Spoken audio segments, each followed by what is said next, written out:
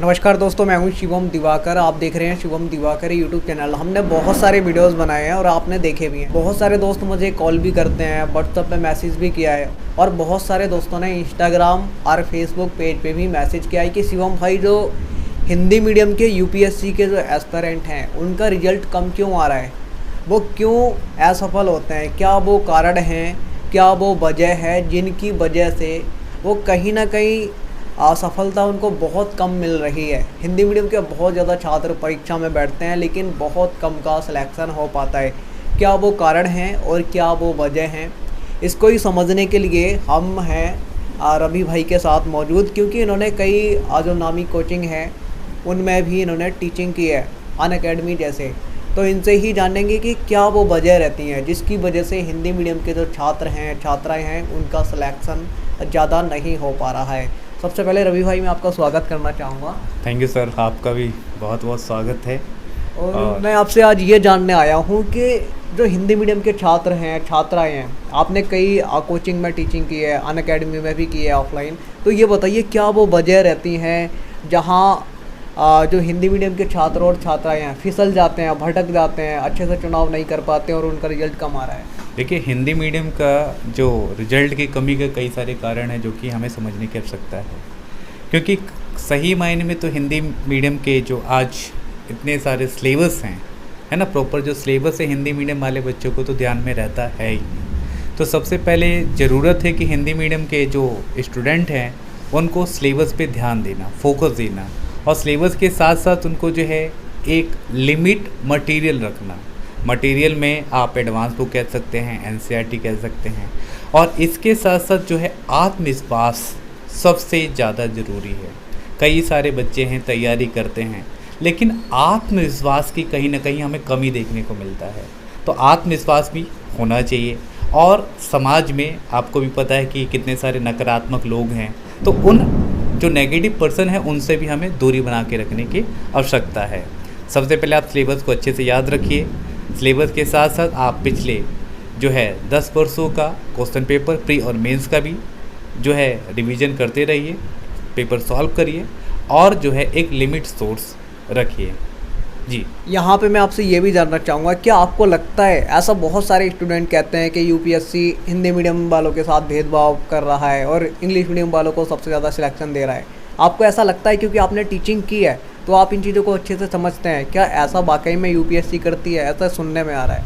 देखिए, हिंदी मीडियम और English medium के जो स्टूडेंट हैं उसमें कहीं ना कहीं मुझे लगता है कि कोई भेदभाव नहीं होता है। क्यों? इसके कई सारे कारण हैं। क्योंकि आपने देखा होगा कि हिंदी मीडियम के जो स्टूडेंट हैं वो प्रॉपर सही तैयारी या सही मार्गदर्शन पे नहीं चल पाते हैं। कमी कहीं ना कहीं देखने को मिलता है। और हाँ, ये ज़रूर हो सकता है कि हिंदी मीडियम वाले बच्चों के साथ जो है जो क्वेश्चन पेपर प्री का हो या मेंस का हो, उसमें ट्रांसलेशन की जो त्रुटियां हैं वो देखने को मिलती है। ये कमी हो सकती है कहीं ना कहीं। और इसके साथ साथ जो है आत्मविश्वास, दोनों की बात करें तो कॉन्फिडेंस लेवल दोनों में कहीं ना कहीं डिफरेंस हमें देखने को मिलता है। हिंदी मीडियम के बच्चों के पास कॉन्फिडेंस लेवल थोड़ा सा कम हो जाता है और इंग्लिश मीडियम वाले बच्चों के पास जो कॉन्फिडेंस लेवल बहुत ज़्यादा हाई होता है। तो ये भी कहीं ना कहीं देखने को मिलता है। और प्रॉपर स्ट्रेटजी प्लान दोनों में डिफरेंस होता है। एक सिर्फ 8 से 10 घंटे चेयर पे बैठा रहता है हिंदी मीडियम का छात्र, उसमें इनपुट कुछ नहीं निकलता, आउटपुट कुछ नहीं निकलता।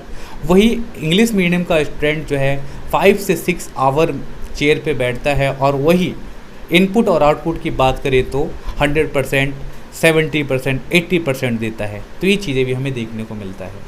एक अगर हम यूपीएससी की तैयारी करते हैं तो एक और समस्या आती है कि ऑप्शनल का कैसे चुनाव करें, क्योंकि बहुत सारे स्टूडेंट ऐसे हैं यहाँ पर आके ही भटक जाते हैं, उन्हें पता नहीं होता है किस तरीके से करें, किस आधार पर करें। आप एक अध्यापक हैं तो आप अच्छे से समझा पाएंगे किस तरीके से करना चाहिए। देखिए, ऑप्शनल का चयन का समस्या तो मैं भी देखता हूँ और कई सारे जो स्टूडेंट हैं मुझसे पूछते भी हैं कि सर ऑप्शनल का हम चयन कैसे करें। तो सबसे पहले ऑप्शनल में अगर कोई समस्या है, पेपर चयन करने में, चुनने में समस्या आ रही है, तो सबसे पहले आपको जो है जीएस फाउंडेशन के जो जीएस पेपर 1 से लेकर 4 है, आप उनको अच्छे से पढ़िए। और पढ़ने के साथ साथ जिस सब्जेक्ट में आपकी रुचि हो आप उस सब्जेक्ट का चयन करें। मान लीजिए कि मैं जीएस पेपर 4 पढ़ा रहा हूँ, है ना, जीएस पेपर 4 एथिक्स का है, और कई लोग कहते हैं कि सर मुझे फ़िलॉसफी पढ़ना बहुत अच्छा लगता है, तो फ़िलॉसफी के साथ कंटेंट जोड़ दिया, फ़िलॉसफी में बच्चा वो ले सकता है। हिंदी पढ़ना बहुत बच्चों को अच्छा लगता है, बैकग्राउंड उनका हिंदी का है तो हिंदी ले सकते हैं। और कई सारे जो बच्चे हैं, हिस्ट्री है, ज्योग्राफी है, यानी कि जिनका बैकग्राउंड कहीं ना कहीं जुड़ा हो, उन सब्जेक्टों का ऑप्शन के लिए चयन करें। इससे जो है हमेशा पॉजिटिव रिजल्ट आने की संभावनाएं बनी रहती है। क्या यूपीएससी की तैयारी करने के लिए मुखर्जी नगर आना ज़रूरी है? क्या आप ऐसा मानते हैं कि जहां आज हम नेहरू बिहार में बैठे हैं, यहाँ पर आना ज़रूरी है तैयारी करने के लिए यूपीएससी की? देखिए, यूपीएससी की तैयारी करने के लिए मुझे नहीं लगता कि मुखर्जी नगर या राजेंद्र प्लेस या इलाहाबाद यानी कि प्रयागराज जाना ज़रूरी है। आप जो है घर से भी तैयारी कर सकते हैं। ये है कि आपकी जो स्ट्रेटजी है, प्लान है, वो प्रॉपर तरीके से सही होना चाहिए, किसी सीनियर के गाइडेंस में होना चाहिए, और प्लान के साथ जो है आप चीज़ों को सही से समझ सकते हैं। तो आपको कोचिंग लेने या दिल्ली जैसे शहर में आने की आवश्यकता नहीं है, आप घर पर रह कर के भी तैयारी को कर सकते हैं और सफल भी हो जाएंगे आप इससे। आज हमारे देश में 2019 में लॉकडाउन हुआ था और अब धीरे धीरे लगभग 2 साल होने वाले हैं। तो कहीं ना कहीं जितने भी कोचिंग थे वो सारे ऑनलाइन आ गए थे। तो जितने भी यूपीएससी के एस्पिरेंट थे या फिर स्टूडेंट थे, सब ऑनलाइन स्टडी करने लग गए थे। लेकिन अगर देखा जाए बड़ी संख्या में अभी भी बहुत सारे छात्र और छात्राएं ऑफलाइन पढ़ना चाहते हैं, ऑनलाइन नहीं पढ़ना चाहते। क्यों वो ऑफलाइन पढ़ना चाहते हैं? ऑनलाइन में क्या क्या समस्याएं, क्या क्या दिक्कतें आती हैं, और आप लोगों के साथ क्या क्या दिक्कतें आती हैं?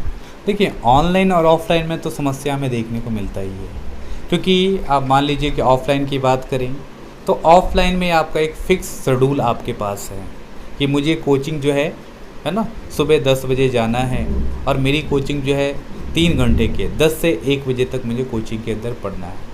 तो ये आपका एक फ़िक्स शेड्यूल हो गया। आप कोचिंग में जाएंगे तो कुछ ना कुछ तो पढ़ करके, सीख करके आप वापस आ ही जाएंगे।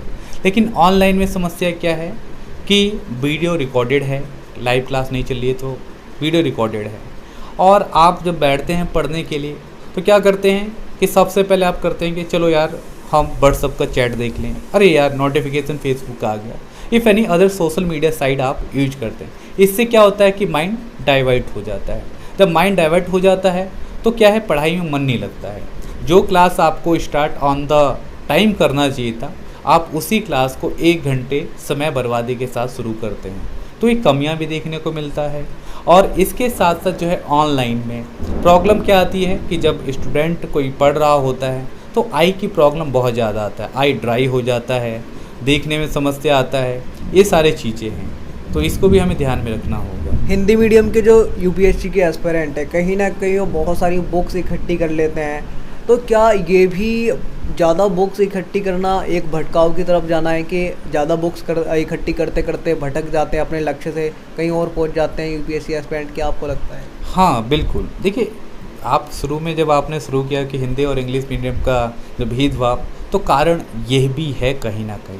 देखिए, इंग्लिश मीडियम का जो स्टूडेंट है बुक्स को इकट्ठा नहीं करेगा, है ना। आप समझते हैं इस बात को कि किसी भी पर्सन को यहाँ पे, है ना, आईएएस बनना है, कलेक्टर बनना है, नोट्स कलेक्टर नहीं बनना है हमें। तो नोट्स कलेक्टर हमें नहीं बनना, हिंदी मीडियम वाले बच्चों को ध्यान में रखना होगा। मान लीजिए कि आपको सिर्फ जो है सीमित सोर्स, है ना, सीमित संसाधन को आपको यूज करना है, यानी कि आप उसमें एनसीईआरटी के कुछ पोर्शन को कवर अप करिए। एडवांस बुक एक से ज़्यादा मुझे नहीं लगता कि रखने की आवश्यकता है। लास्ट 10 ईयर का पेपर सॉल्व करिए। तो ये सारी समस्या कहीं ना कहीं हिंदी और इंग्लिश में देखने को मिलता है। और किताब आप जितना हो सकता है कम से कम रखें, उतना आपको यूपीएससी में सफल होने के लिए फ़ायदा आपके निकट आ रहा होगा, सफलता। तो ये भी ध्यान में रखना है आप। बहुत सारे यूपीएससी के एस्पिरेंट कहते हैं, टॉपर्स कहते हैं कि एनसीईआरटी को पढ़ना बेहद ज़रूरी है, उसकी एक महत्वपूर्ण भूमिका होती है। तो क्या वाकई में आपको लगता है इसकी एक महत्वपूर्ण भूमिका है? हाँ, देखिए, एनसीईआरटी को पढ़ना कहीं ना कहीं महत्वपूर्ण भूमिका की तरफ हम जाते हैं, क्योंकि जो हमारा बेस मजबूत करेगा, फाउंडेशन मजबूत करेगा, वो एनसीईआरटी ही करेगा, है ना। तो एनसीईआरटी को पढ़ना ज़रूरी है।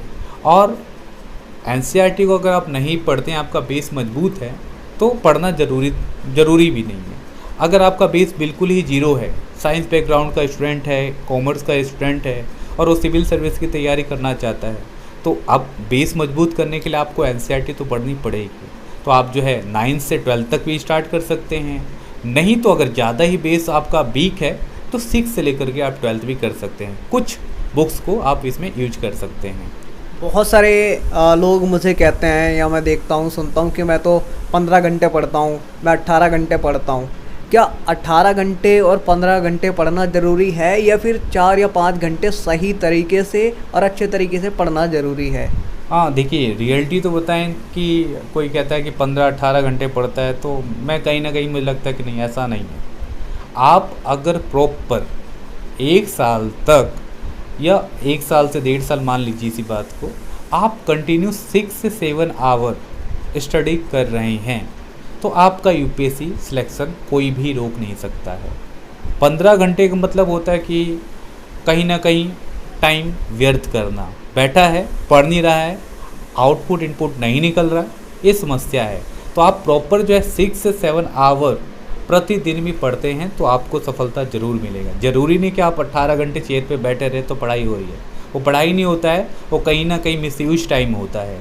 और मुझे लगता है कि कहीं ना कहीं 45 मिनट के बाद प्रत्येक स्टूडेंट को 5 या 10 मिनट का ब्रेक लेना चाहिए, है ना। आप जब स्कूल में या कॉलेज में पढ़ते होंगे तो देखते होंगे कि 45 मिनट का ही पीरियड्स लगता था, है ना, उसके बाद सब्जेक्ट चेंज हो जाता था। तो इन सारी चीज़ों को भी हमें समझना चाहिए। इसके पीछे जो है वैज्ञानिक तर्क भी दिया जाता है, तो इसको भी हमें समझने की ज़रूरत है। पीटी के लिए क्या पढ़ें?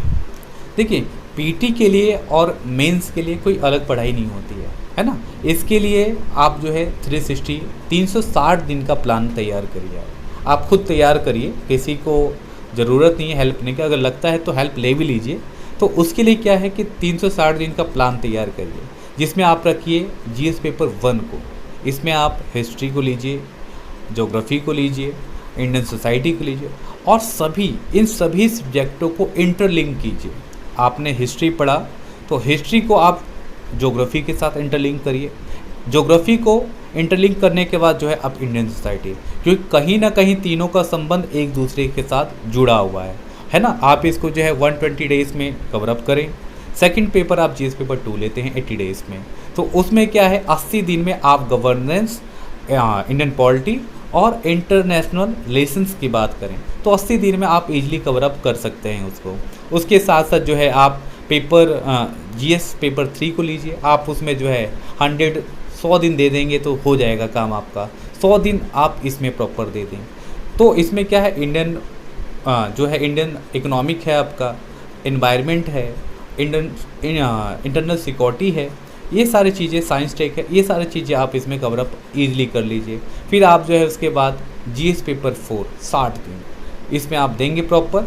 और जीएस पेपर 4 मुझे लगता है कि आपका 250 में से तो 200 प्लस आपका ईजिली आ जाएगा अगर आप 60 दिन अच्छे से देते हैं तो, केस स्टडी वगैरह अच्छे से करते हैं तो ये जो है 360 का प्लान आप तैयार करिए। और प्लान तैयार करने के बाद जो है आप इसको सिर्फ रिवीजन करिए और एक बार ही आप नोट्स बनाएं प्रॉपर अच्छे तरीके से। और उस नोट्स में जो है रूलर पेज पे हमेशा नोट्स बनाना चाहिए, यानी कि A4 साइज पे नोट्स बनाइए। और नोट्स बनाने के लिए जो है रूलर पेज का इस्तेमाल करने के साथ साथ आप उसमें क्या है कि ताकि बाद में जो है आप कोई भी करंट अपडेट करें तो उसमें ऐड हो सके, तो इसको भी आपको प्रॉपर ध्यान रखना है। जो अभी मुखर्जी नगर आना चाहते हैं, हमारे छोटे भाई बहन हैं, जो अभी हमारे भाई बहन मुखर्जी नगर आना चाहते हैं तैयारी करने के लिए, या फिर जो अभी शुरुआत करना चाहते हैं अपने गांव में रहकर ही, अपने शहर में रहकर ही, उनको किस तरीके से करना चाहिए? क्योंकि ऐसे भी बहुत सारे कमेंट आते हैं कि शिवम भाई हमें ये बताइए, आप जो वहाँ पे लोग हैं उनसे ये पूछिए किस तरीके से हम अपनी शुरुआत करें।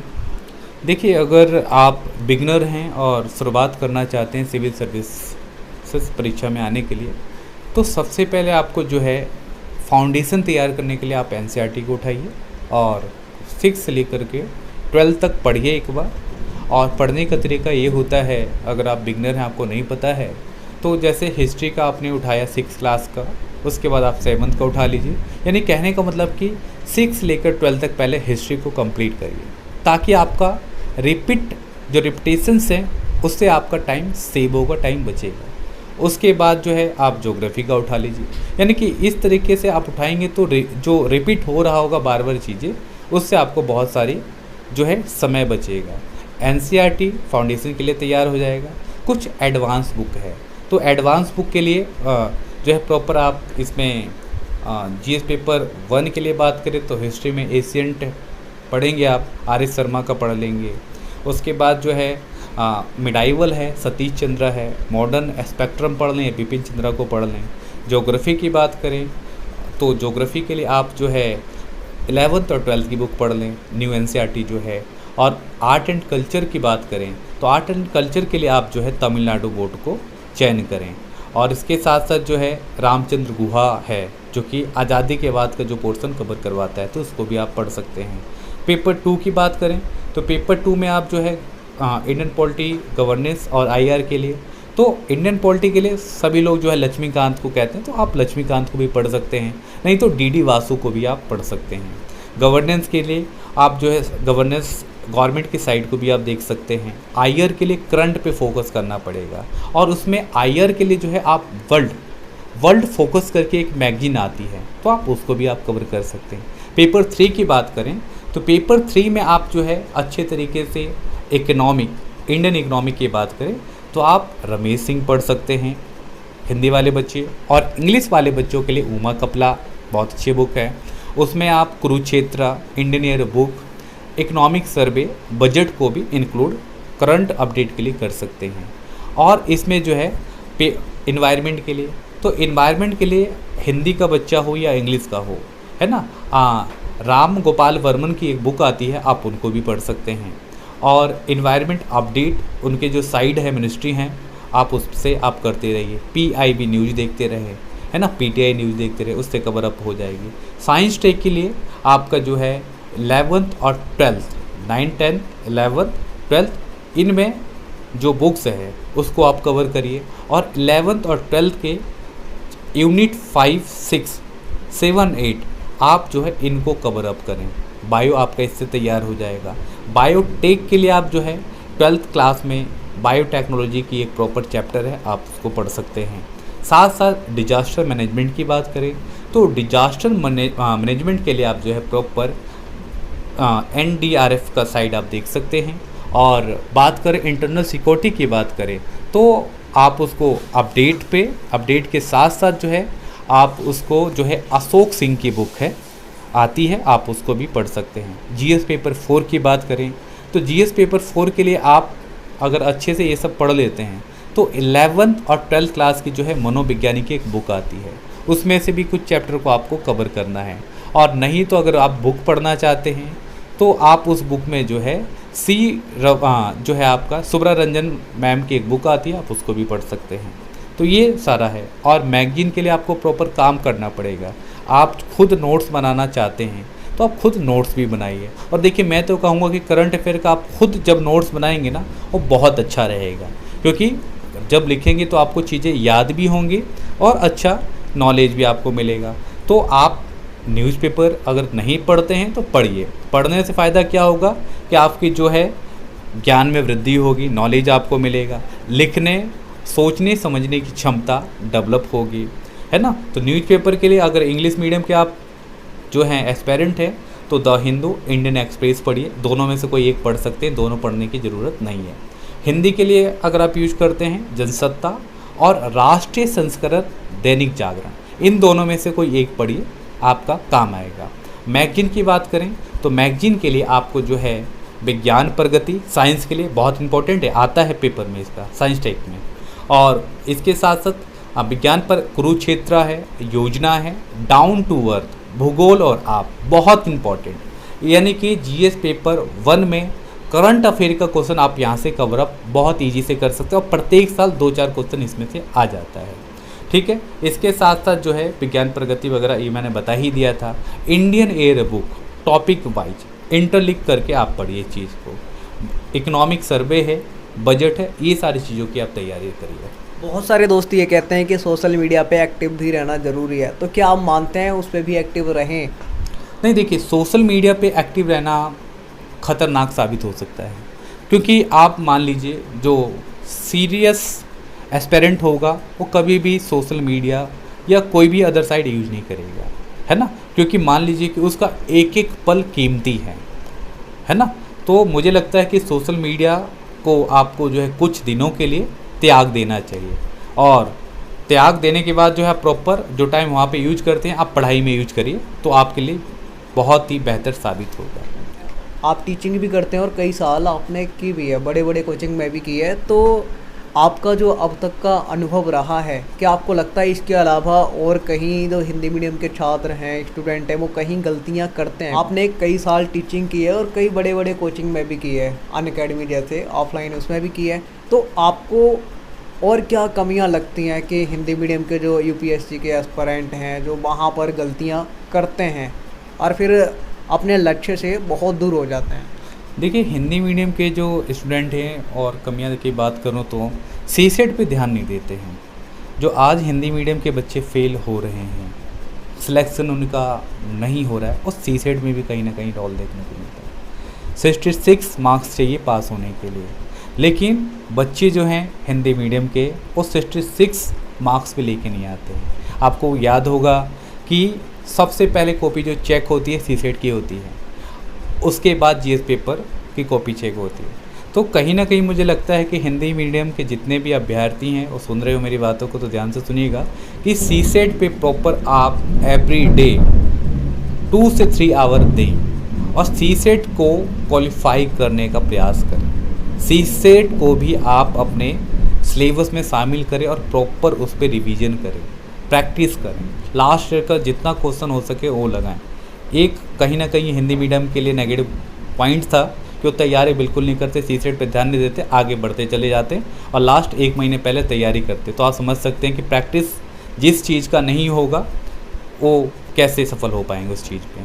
उसके साथ साथ जो है बुक्स का चयन अच्छे प्रकार से करें। जो आपने एक बार बुक ले लिया है उस पर ही विश्वास रखें, उसी को पढ़ें और जितना हो सके उतना पढ़िए। जितना फैक्ट्स आप याद कर सकते हैं फैक्ट्स को भी याद रखिए, कॉन्सेप्ट याद रखिए। और लास्ट ईयर के पेपर, किसी भी कोचिंग संस्था का पेपर लगाने से अच्छा है आप लास्ट ईयर का कोचिंग है ना, लास्ट ईयर का सिविल सेवा का जो क्वेश्चन पेपर है आप उसको लगाइए, तो आपके लिए बेहतरीन साबित होगा, अच्छा रहेगा। उसके साथ साथ आत्मविश्वास में कमी होने मत दीजिए। आत्मविश्वास का होना ज़रूरी है। अगर आप जो है समय की इम्पोर्टेंसी को समझिए, आपके लिए समय कितना इम्पोर्टेंट है इसको भी समझिए। मान लीजिए कि आप किसी रूम पार्टनर के साथ रहते हैं, अच्छे दोस्त के साथ रहते हैं, तो पढ़ाई का एक time table proper schedule fix करें। जैसे कि आप देखते हैं कि हमारे देश की सीमा पर इतने सारे जो सैनिक है तैनात रहते हैं, है ना, प्रॉपर तरीके से वो अपने ड्यूटी को बहुत अच्छे तरीके से निभाते हैं। वैसे ही आप अपनी पढ़ाई में ड्यूटी को प्रॉपर अच्छे तरीके से निभाएं। अगर आपने समय की जो मूल्य कीमत है वो समझ लिया तो आप बहुत ही ज़्यादा जो है जल्दी, बोले तो जल्दी का मतलब क्या है कि 1 साल में आपको आपका रिजल्ट आपके सामने दिखाई देगा। इसके साथ साथ जो है नकारात्मक व्यक्ति से दूर रहें, फ्रस्ट्रेशन वाला व्यक्ति है उससे भी दूर रहें, नहीं तो फ्रस्ट्रेट आपको कर देगा, है ना। तो इन सारी चीज़ों को आपको ध्यान में रखना है। जो बोल रहा है फ्रस्ट्रेशन, उसको अपने से दूरी बनाए रखें। ये सारी चीज़ों को भी ध्यान रखना है। बहुत सारे जो यूपीएससी के एस्पायरेंट हैं मेरे को ये भी कमेंट करते हैं, क्या शिवम भाई बड़े कॉलेज से ग्रेजुएशन करना ज़रूरी है? बड़े शहर में जैसे दिल्ली, मुंबई, गोरखपुर, लखनऊ, वहाँ से करना ज़रूरी है या ग्रेजुएशन कहीं से भी कर सकते हैं? देखिए, आप जो है स्नातक की बात करें तो स्नातक आप कहीं से भी कर सकते हैं, क्योंकि यूपीएससी है। यूपीएससी की एक अच्छी बात यह है कि वो कहता है कि भाई परसेंटेज की मुझे आवश्यकता नहीं है, आप जो है सिर्फ पास होने चाहिए। हमें परसेंटेज का कोई लेना देना नहीं है, हमें आपके जो है स्किल्ड पर बिलीव है। आप जो हमारा सिलेबस है आप उस सिलेबस पर डटे रहें और जो स्टेज है प्री मेंस इंटरव्यू का आप उसको क्वालिफाई करके हमारे तक आएँ, आपका स्वागत है। तो ज़रूरी नहीं कि आप बड़े बड़े यूनिवर्सिटी से ही पढ़े होने चाहिए, ऐसा कुछ भी नहीं है। छोटी यूनिवर्सिटी से है, ग्रेजुएशन कंप्लीट है, आप यूपीएससी में, आपका स्वागत है। तो आशा और उम्मीद करता हूँ ये वीडियो आपको पसंद आया होगा। और अगर आप हिंदी मीडियम के छात्र हैं और आप तैयारी करना चाहते हैं तो आप इन बातों का ध्यान रखेंगे और अच्छे से अपनी तैयारी कर पाएंगे और एक दिन कलेक्टर ज़रूर बनेंगे। और हाँ, अगर आप कुछ कहना चाहते हैं तो आप कमेंट बॉक्स में ज़रूर लिखिए, वहाँ पर आपके विचार सादर आमंत्रित हैं, हम उन पर ध्यान देंगे। अगर कुछ रह गया है तो नेक्स्ट टाइम ज़रूर पूछेंगे।